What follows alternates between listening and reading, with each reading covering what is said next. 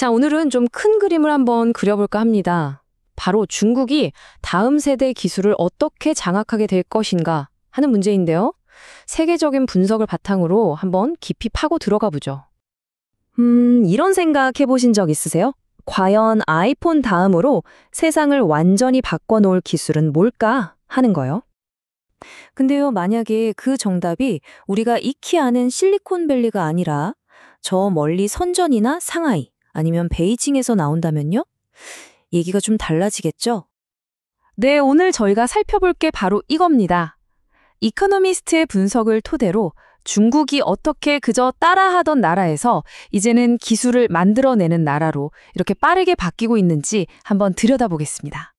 그러니까 이코노미스트가 지적하는 핵심이 바로 이거예요. 우리가 지금 세계 기술 패권이 움직이는 그야말로 거대한 전환점의 한가운데에 서 있다는 겁니다. 자, 그럼 좀 더 구체적으로 들어가 볼까요? 도대체 어떤 산업에서 이런 엄청난 변화가 가장 빠르게 일어나고 있는지 한번 살펴보시죠. 가장 먼저 눈에 띄는 건 바로 친환경 기술입니다. 전기차나 태양광 패널 같은 분야에서는요, 중국 기업들이 이미 시장을 주도하고 있다고 봐도 과언이 아니죠.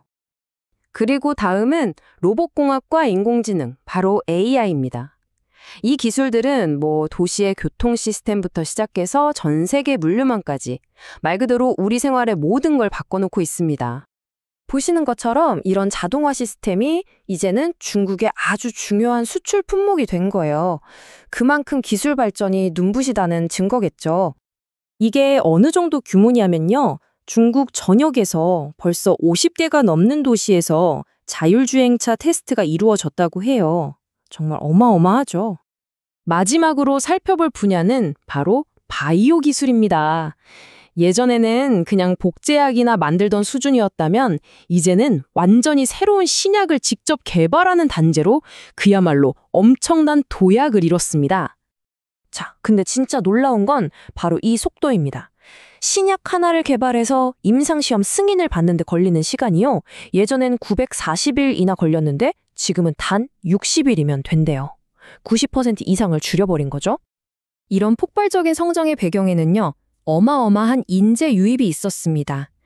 불과 4년 만에 바이오 분야 인력이 무려 4배나 늘었다고 하니까요. 이 힘이 성장의 동력이 된 거죠. 자, 그럼 이제 이런 질문이 자연스럽게 나오겠죠. 아니, 도대체 어떻게 이런 엄청난 속도와 규모가 가능한 걸까요? 그 비결이 뭘까요? 그 해답의 큰 부분은요, 바로 중국에 살벌할 정도로 치열한 내수 시장에 있다고 합니다. 이 혹독한 경쟁에서 살아남은 기업들은요, 자연스럽게 엄청난 경쟁력을 갖춘 수출 챔피언으로 단련되는 거죠. 이걸 보면 마치 하나의 성공 공식 같아요. 먼저 정부가 규제를 확 풀어주면서 길을 열어주고요. 그럼 그 기회를 보고 전 세계 최고의 인재들이 몰려들죠.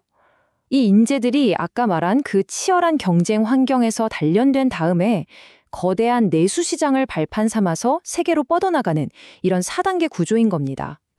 그러니까 이 모든 요소들이 합쳐져서 다른 나라들은 정말 따라하기 힘든 중국만의 독특하고 강력한 혁신 생태계가 만들어지는 겁니다. 자, 이런 상황은 당연히 나머지 국가들, 특히 서방 세계에게는 아주 큰 딜레마를 안겨주게 됩니다. 그렇다면 이렇게 무섭게 밀려오는 중국의 기술 혁신에 대해서 과연 어떻게 대응해야 할까요? 방법은 크게 2가지로 볼 수 있습니다. 하나는 제재나 관세 같은 걸로 중국의 발전을 어떻게든 막아보는 거고요. 다른 하나는 중국의 속도와 민첩성을 배워서 제대로 경쟁하는 겁니다. 하지만 무작정 중국을 막는 전략에는 상당한 위험이 따릅니다. 당장 소비자들이 더 좋고 저렴한 약이나 기술을 접할 기회를 잃게 될 수도 있고요. 전기차나 태양광 같은 친환경 전환 속도도 늦어질 수밖에 없겠죠. 어쩌면 중국의 부상을 막지도 못하고 우리만 손해볼 수도 있는 겁니다. 그래서 이코노미스트가 제시하는 해법은 이거예요. 막으려고만 하지 말고 서방의 정부와 기업들이 중국으로부터 배울 건 배워서 스스로 더 빨라지고 더 혁신적으로 바뀌어야 한다는 거죠. 자, 이게 바로 우리가 마지막으로 던져봐야 할 어쩌면 가장 중요한 질문일지도 모릅니다.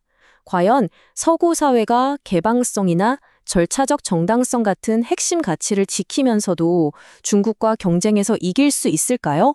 아니면 이기기 위해서 혹시 무언가를 포기해야만 하는 걸까요?